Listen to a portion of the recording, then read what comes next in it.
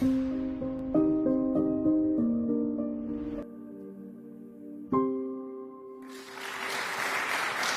celebrating the signing and the funding of HB 907, the Sunshine Genetics Act. It was truly... In Florida, a landmark piece of legislation seeks to change how families detect serious conditions early.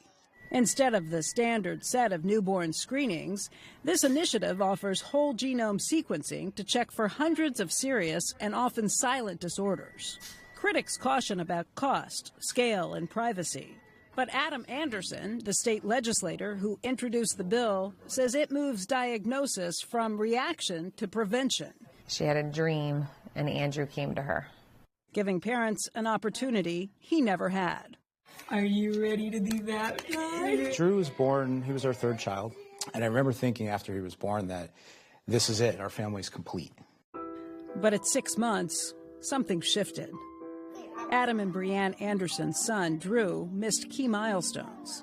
Then he regressed, and every time Drew got sick, more setbacks emerged. Did you hold your head up today? And you used your arms? It was probably around 15 months old where we finally pushed very hard to get genetic testing completed on Andrew.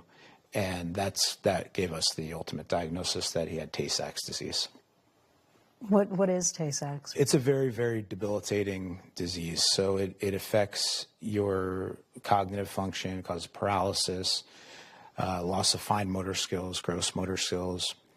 Probably the hardest really were the seizures. The seizures were pretty horrible. There were days when we were trying to get him under control where Drew would have 50, 60, even 70 seizures in a single day. Which is very, very difficult as a parent to see that, not be able to do anything about it. Right. You know?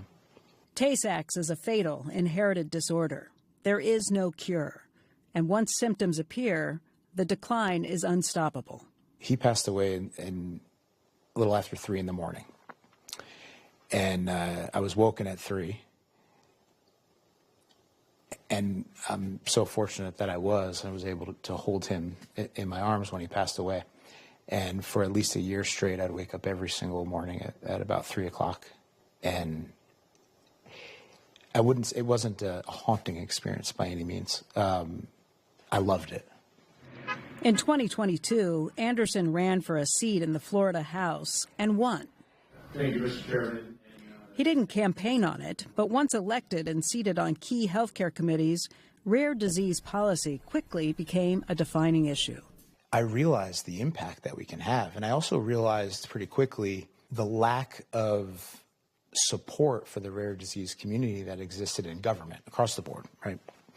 And so many of these rare diseases, they have just so significant detrimental impacts on your overall health, right? So once you have deterioration of brain matter, it's very difficult or impossible to get that back, right? But what if you could stop it from happening in the first place? The initial rollout at Tampa General Hospital will test that theory beginning this year. And thanks to state and private funding, it's free for parents who opt in. The 5-year pilot program will bring together Florida's universities, ending years of isolated research, while cutting costs and speeding progress. The law also requires that the data be made anonymous to protect participants against potential misuse. It was passed unanimously, bipartisan, every single committee stop, on the House floor, on the Senate floor, and then ultimately signed by Governor DeSantis. Former FDA Commissioner Dr. Scott Gottlieb warns that while testing can provide answers, it can also raise new questions. As a regulatory agency, you are reluctant to give information to a patient or to parents that isn't actionable, that might be speculative insofar as it's not 100% that something's going to happen. I don't think information's ever a bad thing. But there are folks who are going to push back on doing early sequencing in a baby because they're going to say you're just going to create a lot of anxiety in circumstances where you don't know if there's going to be a certain bad outcome and there's not much you're going to be able to do about it anyway. Evidence to support genomic newborn screening continues to grow worldwide. Studies in Denmark, Australia, and the UK show early testing reliably detects hidden conditions, giving doctors the chance to intervene before symptoms appear. Here in Florida, the goal is to expand statewide by partnering with GeneDx, one of the country's leading genetic diagnostics companies. There's only about 1,500 to 2,000 geneticists in the country. Really? Yep. And so there's about a 12 to 24 month backlog in order to see a geneticist in some parts of the country. And so the referral pattern is actually contributing to a delayed diagnosis. A recent study conducted by New York Presbyterian found that each year, 3.2% of babies are born with clinically actionable conditions. GeneDx CEO Catherine Stuland says that's more than 100,000 newborns whose lives could be improved or even saved. Something that can be done immediately at birth could be putting a baby on a ketogenic diet to prevent seizures. It could be adding zinc as a supplement. It could mean a clinical trial or an FDA-approved therapy.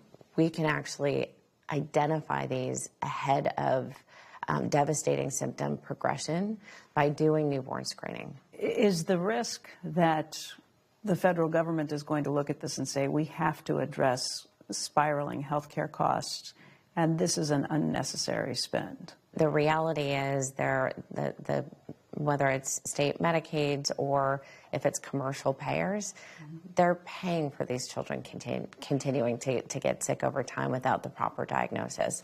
An accurate diagnosis earlier helps ensure that the right treatment path is in front of these families.